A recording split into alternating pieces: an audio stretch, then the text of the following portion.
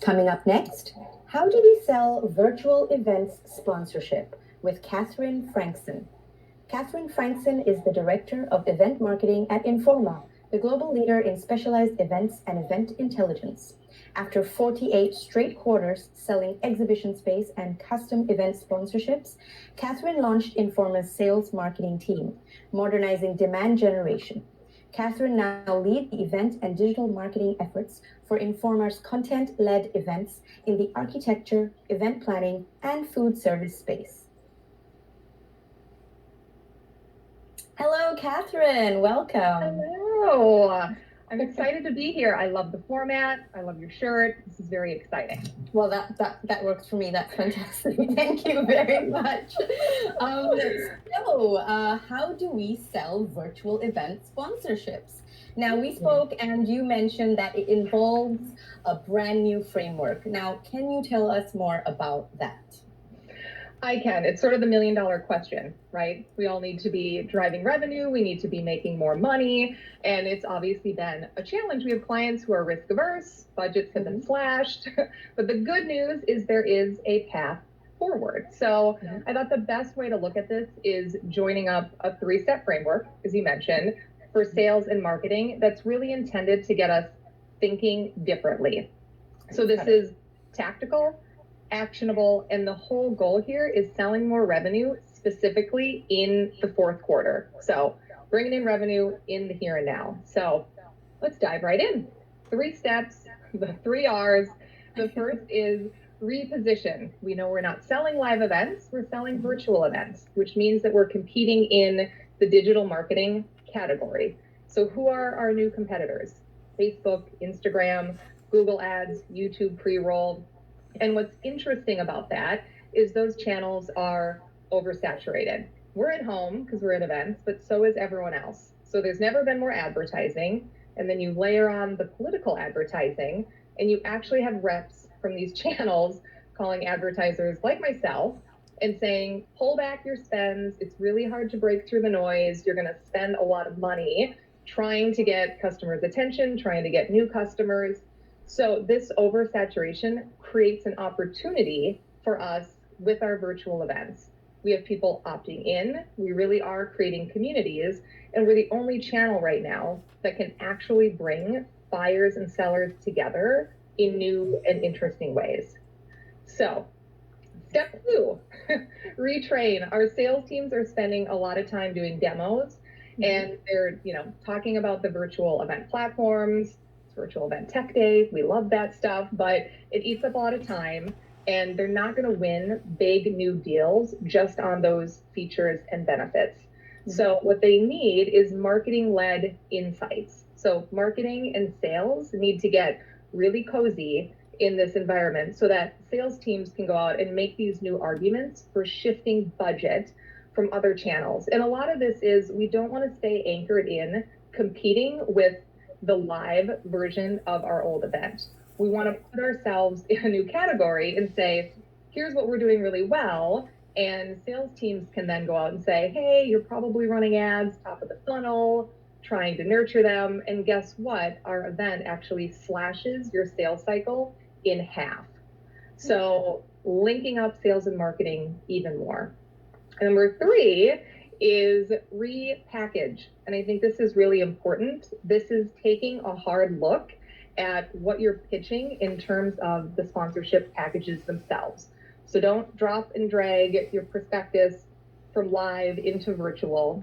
This is where you can kind of throw away your gold and silver and bronze levels and reposition everything specifically based on the problem that you're solving. So you can now sell a lead generation sponsorship, a social growth sponsorship, a thought leadership sponsorship. And this is rooted a little bit in challenger style selling, which is, don't go to your clients and say, oh, what's changed since COVID? And we can create everything because we're virtual and we're boundaryless. You know the problems that they need solved. So come to them with those solutions and look at everything in a new and different way.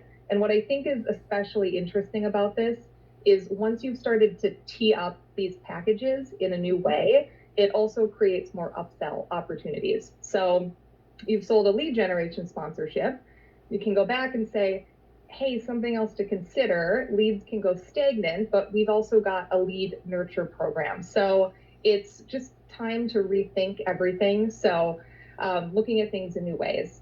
So quick recap, reposition, create the new opportunity, retrain, make sure that your sales and marketing teams are much more linked up so that you're able to have these more comprehensive conversations, and then repackage everything so that you're delivering solutions that are new and they're actually excited to take a look at. So my quick challenge, I know we're going to do Q&A, but my quick challenge to everyone is just think about one of those buckets and how you can dive into that a little bit more deeply and what you might be able to tweak immediately that's going to help your sales process.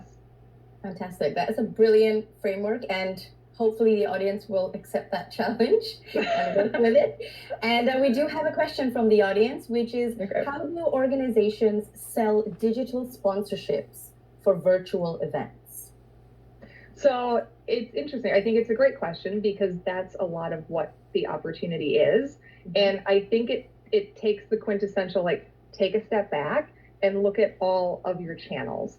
Because, we kind of went from the serendipitous moment in time sponsorship, and we were able to rely on that, as we all know.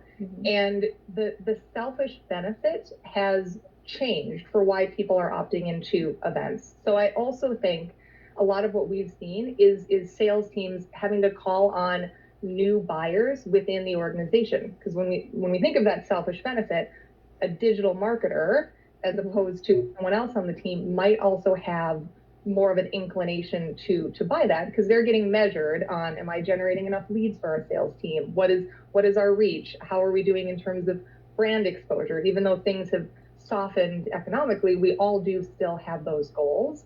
So I think looking at who you're calling on, making sure that that's the right buyer, and then repositioning everything. It doesn't have to just be about that moment in time event. You can layer in all of your channels, and that can become a more compelling argument to pony up some dollars.